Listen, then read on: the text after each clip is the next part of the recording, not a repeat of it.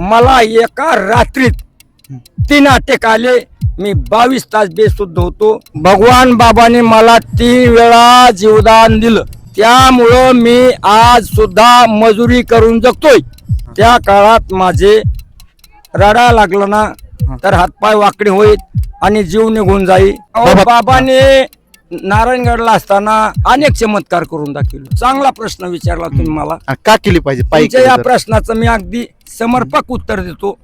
रामकृष्ण हरी, आज आपण भगवान बाबाच्या दिंडीमध्ये आलेलो आहोत आणि आपला बाबाचे वारकरी भेटले तर आपण थोडासा त्यांच्याशी संवाद करू.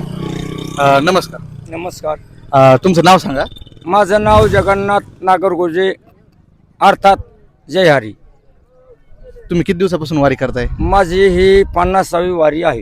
174 पासून मी वारी करतो. अच्छा, मग तुम्हाला बऱ्याच वारीतल्या घटना किंवा बऱ्याच वारीमध्ये बदल, 50 वर्षातला बदल, 50 वर्षातल्या घडामोडी, 50 वर्षातले लोकांवर आलेली संकट, लोकांची झालेली मजा, समजा काय 50 वर्षामध्ये तुम्हाला काय बदल दिसतो? 50 वर्षाच्या काळात पहिल्याने सुरुवातीला मी आलो त्यावेळेस भाकर करंजवनच्या नंतर भाकरी मिळत नव्हती खायला. मकाची खीर प्यावं लागत होती. का तर समाज भरपूर असायचा आणि अन्नधान्य कमी असायचं.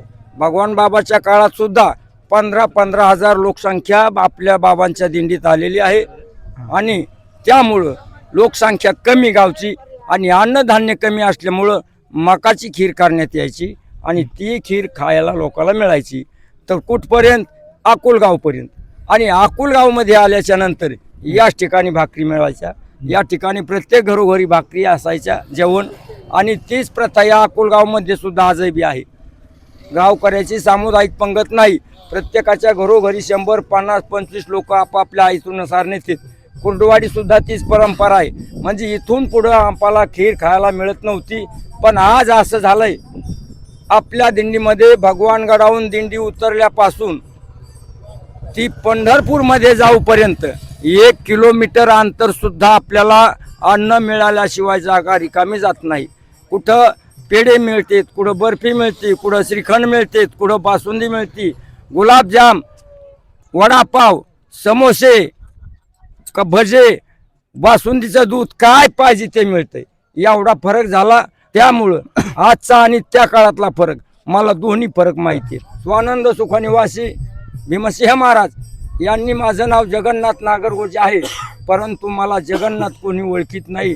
बाबांनी नाव दिलं जय हरी. समर्थाने केले काही केला न मोडी. माझं नाव या समाजामध्ये जगन्नाथ हे कोणालाच माहिती. जय हरी नावाने ओळख. जय हरी नावाने माझी ओळख आहे. असा हा दिंडीचा प्रवास आमचा आजपर्यंत चाललेला आहे. भगवान बाबाच्या दिंडीला कुठल्याच गोष्टीची कमी पडत नाही आणि त्या काळात सुद्धा पडत नव्हती. फक्त फरक एकच होता, खीर खावा लागत होती. आज बिस्किट पुढे नंबरावर मिळते, चहा, बासुंदी काही मिळतंय. त्या काळात हे मिळत नव्हते. याचं कारण बाहेर, गावाच्या बाहेर एकही वस्ती नव्हती. काल सोनगिरीच्या एका माणसाने बिस्किट पुढे पुढे नाही बॉक्स 900, त्या सोनगिरीत आपली दिंडी जात नाही तरी सुद्धा काल त्यांच्या भाकरी होत्या. त्यांनी तेलाचे डबे, बिस्किट पुढे तिथून पाठवून दिले. बाबा गेले त्यावेळेस जवळजवळ 9 ते 10 वर्षाचा होता. पण जे लोक नाही का भगवान बाबाच्या सहवासात राहिलेत, आता तुम्ही एवढे दिवस वारी करतायत म्हणजे नाही का साहजिक आहे तुम्ही त्यांच्या सहवासामध्ये आले असाल. जे बाबाच्या सहवासात राहिले, बाबाच्या सहवासात जे लोक होते, सहवासातच नाही तर तुम्हाला सांगतो, बाबाचे गुरुबंधू लालासाहेब पाडळीकर हे बाबाचे गुरुबंधू असते आणि त्या लालासाहेबाच्या बरोबर मी दिंडीत आलो आणि लालासाहेबामुळे आम्हाला भजनाची सर्व काही स्टेप म्हणायची सवय लागली, माहिती मिळाली आणि त्या लालासाहेबांच्या उपकारामुळं आम्ही आज या भगवानगडाच्या फळावर भजन म्हणतो. बरं, आता आपण जे पंढरपूरला दिंडी घेऊन जातो, ह्याच्यामध्ये आपण आता सरळ चालत राहतो, गात राहतो, ह्याच्यामध्ये काही असं ठरलेले अभंग राहतात का की या गावामध्ये किंवा जसं जसं पंढरपूर जवळ येईल तसे तसे अभंगाचे वेगवेगळी पातळी किंवा वेगवेगळ्या? गुरुवर्य स्वानंद सुखनिवासी महंत भगवान बाबा यांनी दिंडीचा प्रवास सुरू करताना अवघे 14 माणसं घेऊन ही दिंडी 1920 ला सुरुवात केलेली आहे आणि त्यावेळेस अलीकडे लाला साहेबांनी आणि गुरुवर्य भगवान बाबांनी यांनी विचार करून आपले माणसाला अडाणी लोक आहेत यांना भजन कसं यावं, यांचा भजन किती पाठ होईना अभंग, याचा सर्व ताळमेळ करून या दिंडीच्या भजनाची सुरुवात केली.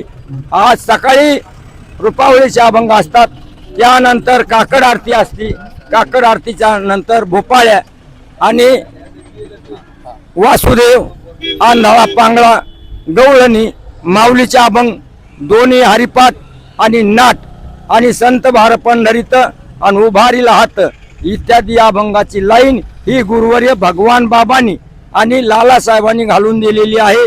आणि तीच परंपरा आजपर्यंत आम्ही सुद्धा टिकवून ठेवलेली आहे. बाबांचे चमत्कार जर सांगायचे ठरले तर स्वतः माझा चमत्कार सांगतो, बाकीच्याचे कशाला सांगू. स्वतः तुम्ही अनुभवलेला. मी लहान असताना हे आता जे मुलगा आलता ना, बाई घेऊन आली ना, ह्या मुलासारखा मी होतो. त्या काळात माझे रडा लागलं ना तर हातपाय वाकडे होईत आणि जीव निघून जाई. अर्धा एक तास आई वडील रडत बसायचे. 1963 ला बाबा आमच्या गावात आले. आमचं गाव तरडगव्हाण, तालुका शिरूर, जिल्हा बीड. तिथे बाबा भगवानगडाच्या पूर्वेला 12 किलोमीटर अंतरावर आमचं गाव आहे. बाबांच्या बरोबर एक माणूस होता, कामधेनू वागवणारा नाना भाऊ आरबड म्हणून. ते गुळणचे, ते सुद्धा ब्रह्मचारी होते आणि ते सुद्धा नारायणगडावर होते. नारायणगडाहून ते बाबा बरोबर भगवानगडावर आलते आणि ते बरोबर असल्यामुळं आमच्या वडिलांनी मला त्यांच्या समोर सांगितलं, यांना घेऊन जा आणि बाबाच्या समोर दर्शन करायला हवा आणि याचा आजार सांगा. मग आम्हाला घेऊन गेले. मी दर्शन केलं. माझ्या वडिलांनी मला त्या काळात 2 रुपयाची नोट दिली होती, बाबांच्या पायावर ठेवायची. मला काही समजत नव्हतं, पायावर ठेवायची का खाली ठेवायची का काय करायची. मी गेलो, दर्शन केलं, बाबाला सांगितलं, बाबा धरा पैसे. ते म्हणले बाळ खाली ठेव. मी नोट उभ्याने टाकून दिले, पळालो. परंतु त्या माणसाने मला त्या शाळेच्या दरवाजातून मागं आणलं आणि बाबाला सांगितलं, बाबा ह्या मुलाला असा असा प्रकार होतो. तर तो प्रकार ऐकल्याच्या नंतर बाबाने माझ्या मस्तकावर हात ठेवला आणि पाठीवर थाप टाकली आणि त्या माणसाला सांगितलं, म्हणले नाना त्याच्या आईला सांगा, आई वडिलाला, की याला रडून देऊ नका, काही होणार नाही. त्यानंतर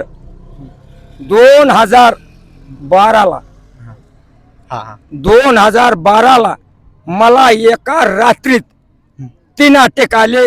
मी 22 तास बेशुद्ध होतो.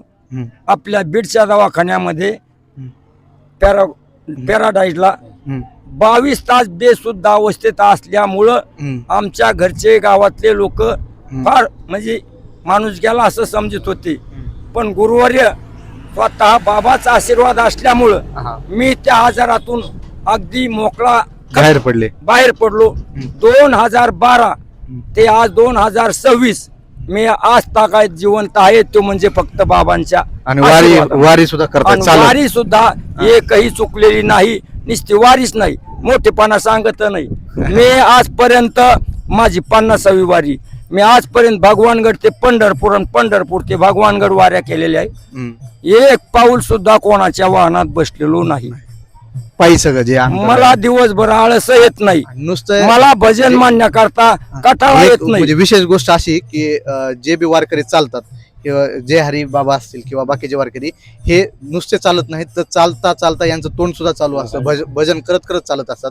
आपल्याला सर्वसामान्य लोकांना आपला निवळ चालण्याचा सुद्धा आपला कंटाळा येतो. पण हे जे वारकरी आहेत ते चालत चालत गात गात पंढरीकडे भगवान बाबाला घेऊन जातात. आज त्या गावचे मुस्लिम जरी असले तरी ते हिंदूपेक्षा जास्त भक्ती सोय करतात बाबाची. म्हणजे कदाचित महाराष्ट्रामध्ये पहिलं गाव असेल कुंभेफळ की जेथे मुस्लिम समाज असून देखील बऱ्यापैकी आपल्या परंपरेचा आदर करून ते भगवान बाबाची सोय करतात किंवा बऱ्यापैकी आपल्या लोकांना सहकार्य करतात. बाबाने नारायणगडला असताना लोक माळकरी बनवण्याकरता अनेक चमत्कार करून दाखवले. अनेक चमत्कार पाण्यावर बसून ज्ञानेश्वरी वाचून दाखवली. किती गावात आज त्या विहिरी आहेत. त्या काळातले लोक आहेत ज्यांनी प्रत्यक्षात पाहिलंय त्या आणि त्या विहिरी आहेत. कित्येक गावातले हत्या बंद केली. तिकडे आमच्याकडे रोकडुबा नाव एक देवाचं. त्या रोकडुबाच्या गावात त्या गावची परंपरा, त्या गावात त्या यात्रेच्या दिवशी गाय कापल्याशिवाय ती यात्रा सफल होत नव्हती. तर त्या गावात गायीची हत्या करायची आणि ते बी पाटलाचा मान असायचा. त्या गावात जाऊन बाबांनी त्यावेळेस तर मुस्लिमाचं राज्य होतं, आपला भारत देश स्वतंत्र झालेला नव्हता. त्या काळात बाबांनी त्या ठिकाणी जाऊन त्या गायीच्या मानेवर मान टाकली आणि गावकऱ्याला सांगितलं, गाय कापायची असली तर अगोदर माझी मान कापा आणि नंतर गाय कापा, नसता मी तुम्हाला गाय कापून देत नाही. आणि समदे मुस्लिम त्या ठिकाणी आणि फौज फाटा सुद्धा त्यांचा होता. परंतु तेवढी हत्या त्यांनी बंद केली. आज मौठादेवीवरली हत्या बंद केली बाबांनी, मिठसांगवीची हत्या बंद केली, अनेक गावच्या हत्या बंद केल्या आणि त्या हत्या बंद करून त्या ठिकाणी कीर्तन भजन महंत तयार करून ठेवली. आणि त्यामुळं सर्व परिसरात हरिभजनी हे ढवळलेले जग चुकविला लाग कळी काळाचा. तर आता गावातील एखादा असा अभंग तुम्हाला सांगता येईल का जे एकदम बाबाला समर्पक असेल, असा तुमच्या माहितीतला पाठांतरातला की एकदम बाबाला लागू होतो असा? देह जावो अथवा राहू, पांडुरंगी दृढ भाऊ, हा अभंग. या अभंगाला भगवान बाबा अनुसरून आहेत. स्वतःच शरीराची बाबांनी कदर न करता स्वतःच शरीर जनते करता साधा आला हो, साधा फक्त उशाल चोळी ठेवली, बांगड्या उशाल ठेवल्या. एवढ्या आळामुळं भगवान बाबांनी स्वतःच्या शरीराचा त्याग केला आणि पखालडावाला जाऊन अंग कापून ठेवलं. अंग कापल्यामुळं ते रक्त खाली पडलं, तर त्या रक्ताच्या थेंबा थेंबा गणित तुळशी उगल्या आणि त्या जागेवर आता मोठा पाण्याचा तलाव झालेला आहे. त्या तलावाची भिंत कोंडण्याच्या साली गुरुवर्य भीमसेन महाराजांनी त्या ठिकाणी नारळी सप्ताह केला आणि ती जागा पुन्हा आपल्याला बघायला मिळणार नाही, म्हणून त्या ठिकाणी सुद्धा एक नारळी सप्ताह केलेला आहे गुरुवर्य भीमसेन महाराजांनी. आता ही जी आपण वारी करतो, आता आपल्याकडे गाड्या आहेत, आता तंत्रज्ञान वाढलंय, पण ही वारी पायीच केली पाहिजे का? जर पायी नाही केली, गाडीत बसून केली तर याचं काय वेगळं? आणि पायी केली तर यात काय फरक? हो, चांगला प्रश्न विचारला तुम्ही मला. आणि का केली पाहिजे पायी? तुमच्या या प्रश्नाचं मी अगदी समर्पक उत्तर देतो. वाराणसी एक मास, हा, गोदावरी एक दिवस, पंढरी पावला परिसा ऐसा ठसा नामाचा. जर आपण वाराणसी म्हणजे काशी, वाराणसीला 1 महिना चालत गेलो तर तेवढ्याच जेवढं पुण्य मिळतं पंढरपुरात ते पुण्य गोदावरीला 1 दिवसात चाललं कीच मिळत. 1 दिवसभर गोदावरीच्या स्नानाला जर गेलं तर आपल्याला काशीचं 1 महिनाभर चालल्याचं पुण्य गोदावरीला 1 दिवसात मिळतं. आणि ते गोदावरीचं 1 दिवसाचं पुण्य पंढरी पावला, पंढरपूरला निघलो असं पाय टाकला ते मिळतं, तेवढं पुण्य मिळतं. म्हणून भगवान बाबांनी पायी दिंडी सोहळा काढलेला आहे. पायी दिंडी करणं म्हणजे प्रत्येक पावलात नाम घेता वाट चाली, यज्ञ पाऊला पाऊली.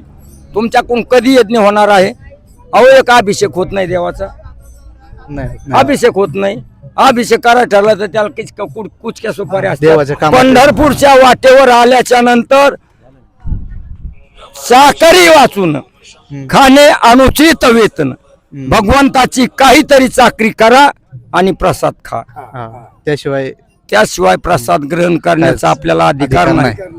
पण आता कोणी सांगावं कोणाला? म्हणून पंढरपूरला वारीला आल्याच्या नंतर प्रत्येकाला विनंती आहे माझी की प्रत्येकानं पायी चालावं. नामस्मरण केल्याने किंवा पंढरपूरला वारीत गेल्याने जे आपण पूर्वी जे पाप केले तर ते नाश पावतात का? त्याचे भंग होतात का? याच्यात गातात याच्यामध्ये काय? अवघीच तीर्थे घडती एक वेळा, चंद्रभागा डोळा देखील अवघीच पापी गेली दिगांतरी, वैकुंठ पंढरी देखली.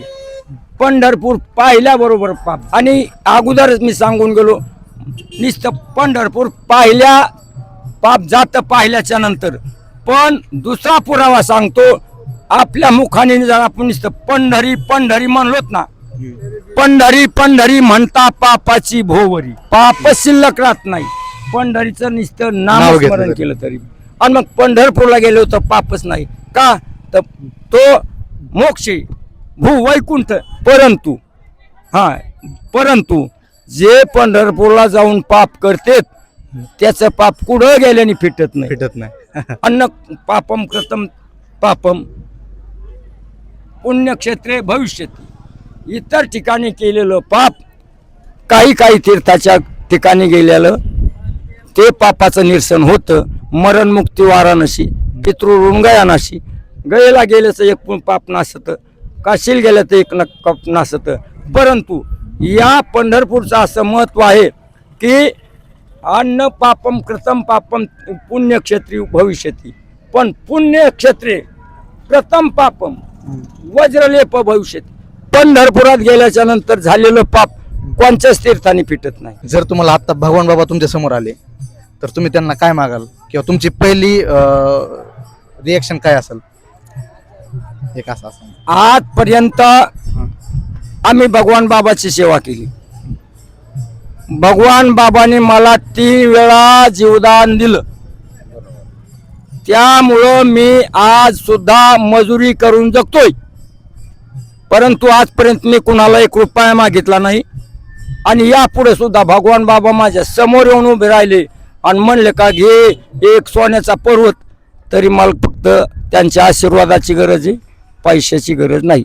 हे होते ज्यांनी आपलं अर्ध आयुष्य भगवान बाबाच्या वारीमध्ये घातलं किंवा बऱ्यापैकी पंढरीला चालण्यामध्ये त्यांचं आयुष्य गेलं आहे. हे त्यांचे एक सुमधुर बोल होते. भगवान बाबा की जय.